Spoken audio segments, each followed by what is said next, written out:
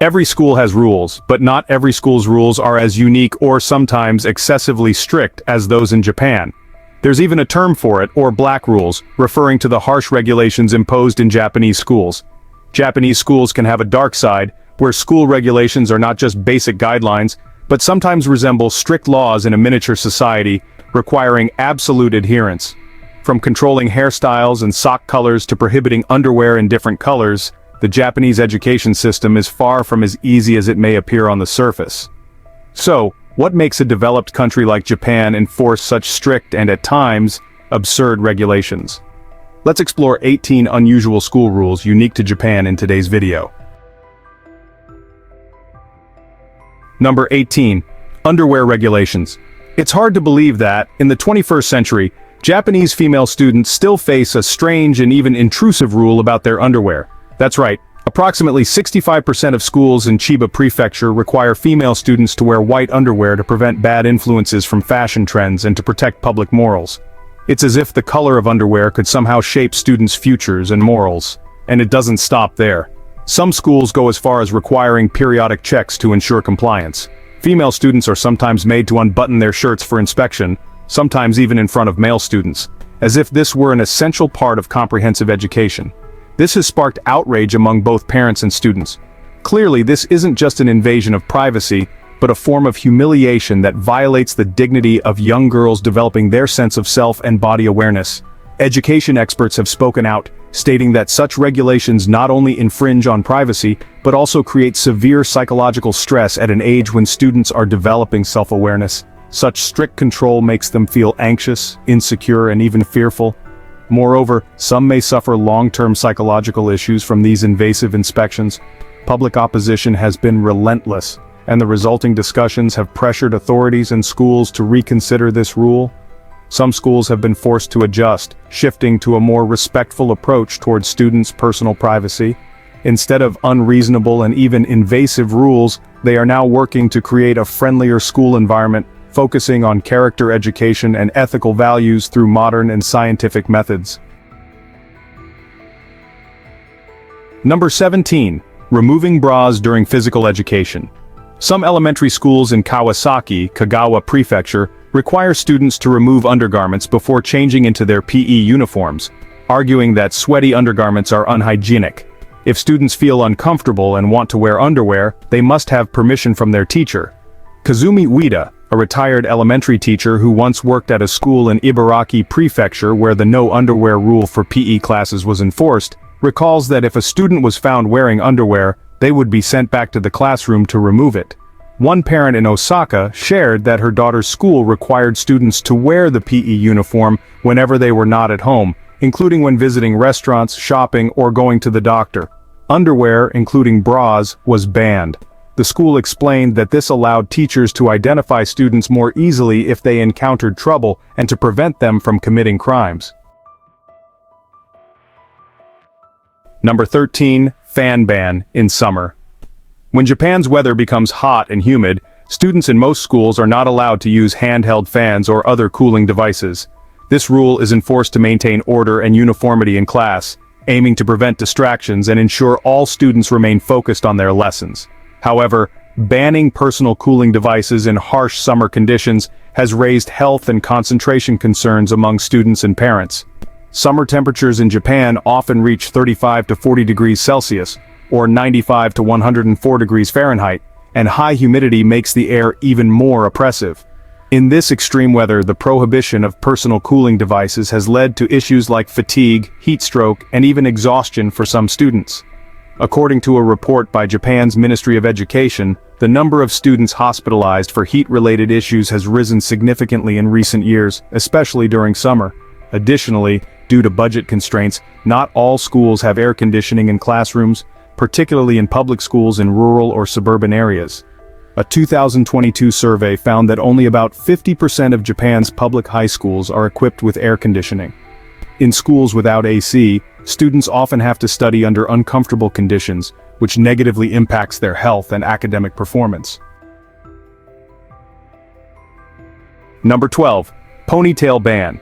One of the most controversial rules in Japanese schools is the prohibition of ponytails for female students, arguably one of the strangest and hardest to understand policies. School officials argue that ponytails are banned because they may stimulate male students by exposing the back of female students' necks. They believe this could distract male students, causing them to lose focus in class. However, only ponytails are prohibited, while other styles that expose the nape, like short hair or high buns, are allowed. According to a 2021 survey by a Japanese education organization, over 60% of parents and high school students oppose the ponytail ban, considering it overly strict and unnecessary. Some parents argue that the policy not only fails to help with academics, but also imposes restrictions and diminishes students' individuality.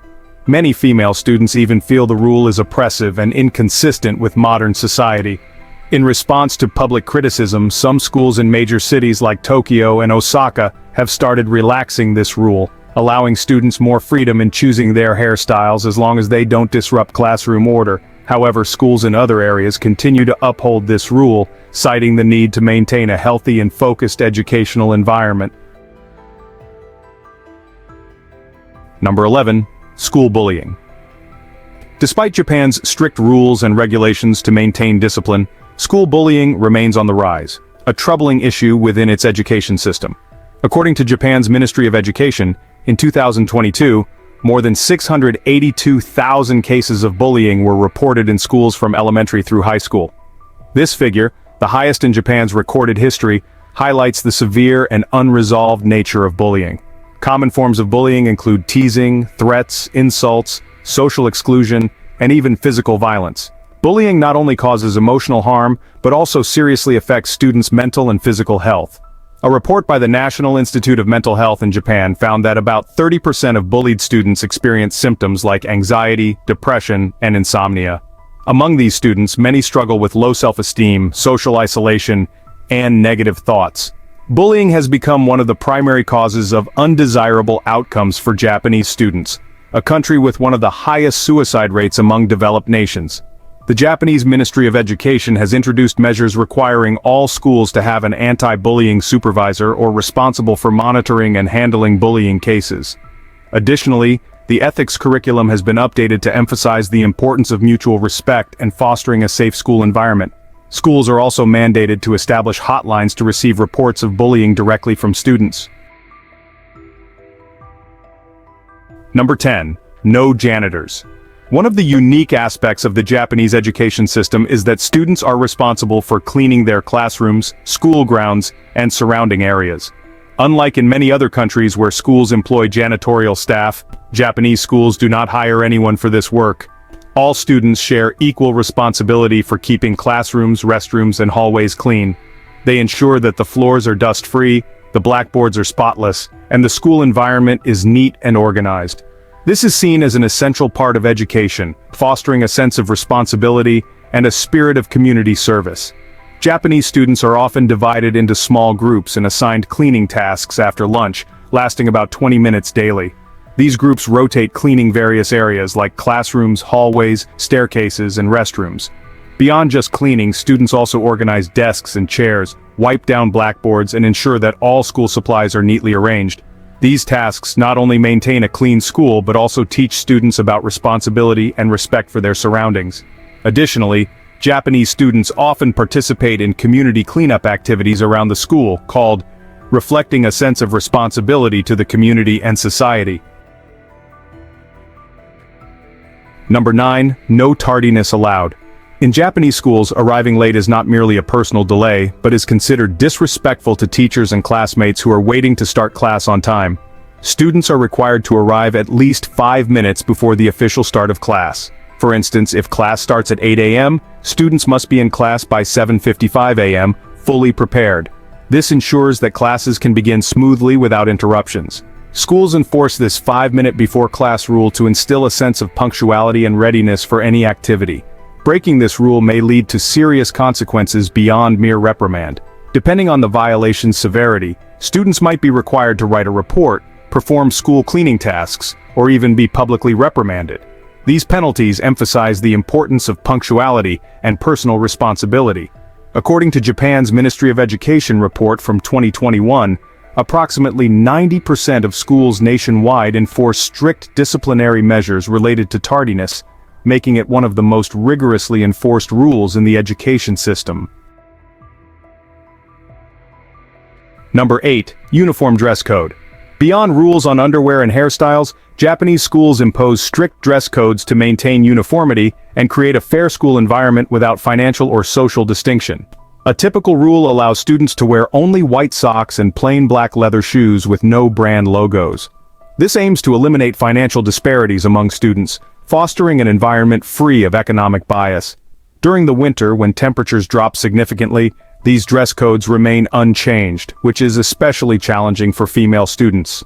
Even when temperatures fall below 0 degrees Celsius, female students are not allowed to wear tights or thermal pants under their skirts. They must wear their uniform skirts and white socks despite the harsh cold. Many students report enduring the winter cold, which not only causes discomfort, but also impacts their health. Schools argue that this rule maintains uniformity and prevents students from wearing colorful or patent tights that could be distracting. However, the prohibition of tights in winter has raised concerns among parents and students who find the rule unnecessary and lacking in compassion. In a 2022 survey by the Japan Education Association, about 58% of parents disagreed with the ban on tights for female students during winter, and 42% of female students reported difficulty concentrating on studies due to the cold. One student shared on social media that she had to wear multiple layers of white socks for warmth, which proved ineffective and made walking difficult. Number 7. No substitute teachers. Another unique aspect of Japanese education is that many schools do not use substitute teachers when the primary teacher is absent. In these cases, students are expected to self-manage the class, study independently, and complete assignments given in advance by the primary teacher. Instead of having a substitute teacher to guide and instruct, students must plan their own study sessions and complete tasks on their own. Japanese educators believe that this rule fosters students' independence and self-management skills, cultivating a sense of personal responsibility toward learning from a young age. However, some argue that not having a substitute teacher can place excessive pressure on students, especially younger ones. Without guidance, students may struggle to keep up with lessons or feel anxious during class. Education experts suggest that this system is more effective for older students, but younger students in elementary school need the support of substitute teachers to ensure quality instruction. A 2021 study by Tokyo University of Education found that in classes without a substitute teacher, approximately 40% of students reported feeling anxious or uncertain due to the lack of necessary support. Many expressed difficulty understanding and completing assignments without a teacher to ask questions. This concern is particularly prevalent among elementary students who rely heavily on teachers to explain lessons and support their learning. Number 6. Ban on mobile phones. Banning mobile phones in schools was a strict rule widely enforced in Japan since 2009. From the perspective of educational administrators, this rule aimed to create an undistracted learning environment, ensuring students focused on their studies. Administrators worried that using phones in school could distract from lessons, reduce teaching and learning quality, and even lead to issues like cheating or negative impacts from social media. However, the devastating 2011 earthquake, which led to a tsunami and nuclear crisis, changed perceptions about mobile phones' role in schools. After the disaster, the need to contact and locate students during emergencies became more apparent than ever. Many families could not reach their children when schools were isolated, causing widespread anxiety and stress. The Japanese government recognized that in a country frequently facing natural disasters such as earthquakes, tsunamis, and volcanic eruptions, mobile phones could serve as a crucial tool for safety and emergency management. After careful consideration, Japan's Ministry of Education decided to relax this rule starting in 2012. Schools allowed students to bring mobile phones, especially in high-risk disaster areas. However, to prevent distractions, schools established specific rules for mobile phone usage. Students could bring phones for emergency purposes but had to keep them off during class. Some schools required students to submit phones to their homeroom teachers at the beginning of each class and allowed them to retrieve them only after school hours. These measures ensured that students could access phones in emergencies without disrupting their studies. The relaxation of mobile phone rules received support from many parents in the community. According to a 2019 survey by the Japan Parent-Teacher Association, approximately 70% of parents approved of their children bringing phones to school, especially in areas prone to earthquakes. They believed that having a means to communicate when necessary was essential, providing reassurance for parents while their children were at school. Number 5. School meals. Another regulation in the Japanese education system is that students are not allowed to bring lunch from home. Instead, they eat school-prepared lunches as part of a school nutrition program, carefully designed by nutrition experts to ensure students receive the nutrients essential for physical and mental development. This policy is widely implemented in elementary and junior high schools, aiming not only to provide students with a healthy diet, but also to serve as an educational experience. A typical Japanese school meal includes rice, vegetables, meat or fish, fruit, and a bottle of fresh milk. Each meal is nutritionally balanced to ensure students receive adequate protein, vitamins, and minerals. According to the Japanese Ministry of Education, the average cost per lunch is around 250 yen, which is affordable for many families. School meal provision not only helps ensure students have enough energy to focus on their afternoon studies, but also reduces the burden on parents who would otherwise prepare daily lunches. Besides nutritional goals, Japanese school meals are highly educational. Before each meal, students say thank you together to everyone involved in preparing the meal, from farmers and kitchen staff to teachers and peers. This practice instills an appreciation for food and respect for the effort involved in creating a meal. Students also learn proper eating habits, including the rule to finish what's on your plate to avoid food waste. Learning orderly, respectful eating is considered a vital part of moral and life skills education in Japan. Number 4. Promotion policy. Unlike many other countries, Japanese students automatically advance to the next grade regardless of their academic performance. This means that even if a student struggles academically or has low grades, they are still promoted without repeating a grade or retaking exams.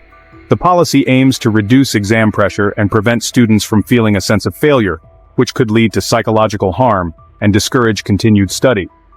Japanese educational administrators believe that holding students back due to low grades not only hurts their morale, but may lead to feelings of inferiority and demotivation, negatively impacting their drive to learn.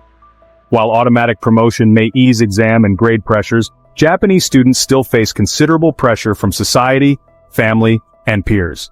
Japan's education system is known for its intense competitiveness, particularly for students aiming to enter prestigious high schools or universities.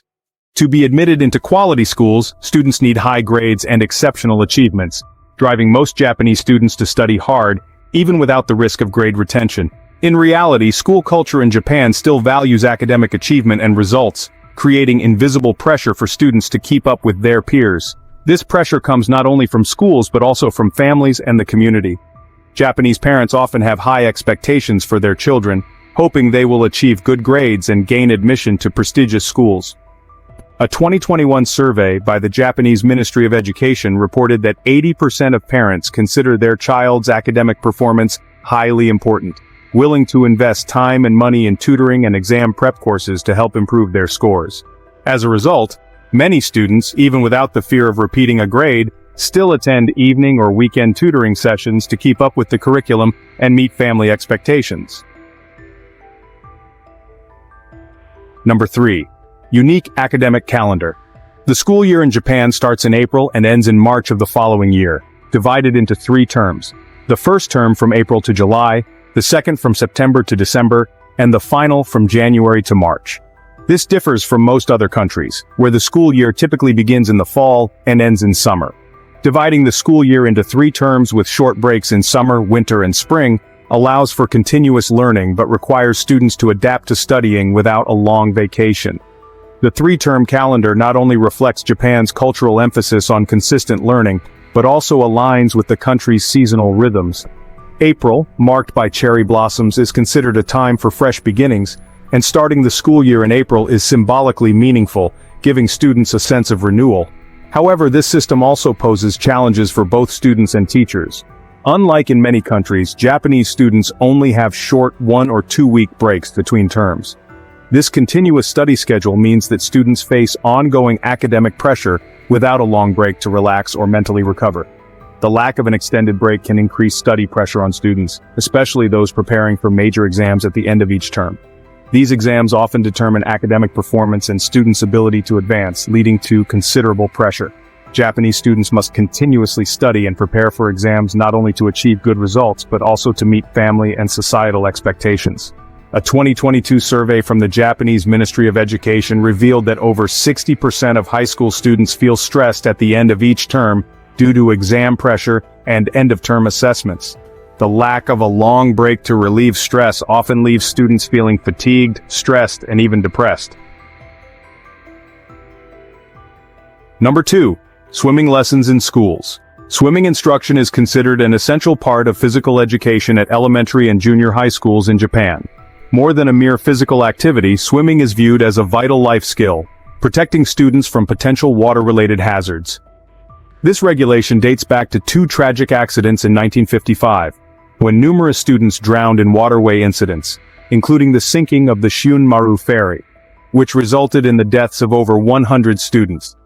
These events deeply impacted Japanese society, highlighting the importance of equipping students with swimming skills, which led to making swimming a mandatory part of the curriculum.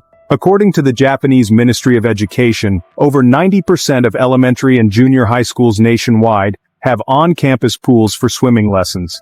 This impressive statistic reflects significant investment in facilities to ensure students have a safe, supervised environment to learn swimming.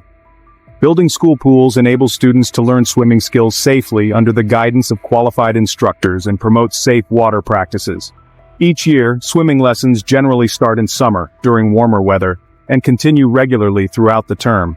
Students are taught basic swimming techniques such as freestyle and breaststroke, along with survival skills like floating and maintaining balance in moving water. These lessons foster confidence and quick reflexes in unexpected situations. Statistics from the Japanese Ministry of Education show a significant decrease in drowning incidents among school-aged children since mandatory swimming lessons were implemented, demonstrating the program's effectiveness in providing this essential skill early on. Number 1. Greeting is mandatory. More than a simple hello, bowing to teachers and elders is a deeply ingrained ritual in Japanese culture, reflecting respect and courtesy. For students, bowing is not just a greeting but also a lesson in manners and attitude toward others. At Japanese schools, students are taught to bow carefully and precisely to show respect to teachers and elders. They learn to bow at a 70-degree angle, looking straight ahead, hands by their sides, and with a composed posture. Students bow to their teachers daily, from entering the classroom to leaving, and at the start of each class. Each time a teacher enters, students stand, bow together, and say loudly, "Yoshimasu," to show respect and request guidance. At the end of class, they bow again and say "Arigatou gozaimashita" to express gratitude for the teacher's efforts. This practice not only teaches etiquette, but also conveys respect for the teacher's work. It helps create a positive relationship between students and teachers and maintains a serious, respectful learning atmosphere. It may seem simple, but imagine having to stand properly, bow respectfully at the correct angle, and maintain proper form whenever meeting an elder or teacher. For students in Japan, bowing becomes second nature, an integral part of their daily lives from the moment they enter school. However, for those unfamiliar with the custom, mastering a perfect bow can be quite challenging, requiring practice and serious focus. Thank you for watching the video to the end. We hope this insight has helped you better understand the unique and challenging rules in the Japanese education system. Don't forget to like, share, and subscribe to our channel to stay updated with future videos. Leave your thoughts in the comments below and see you in the next videos.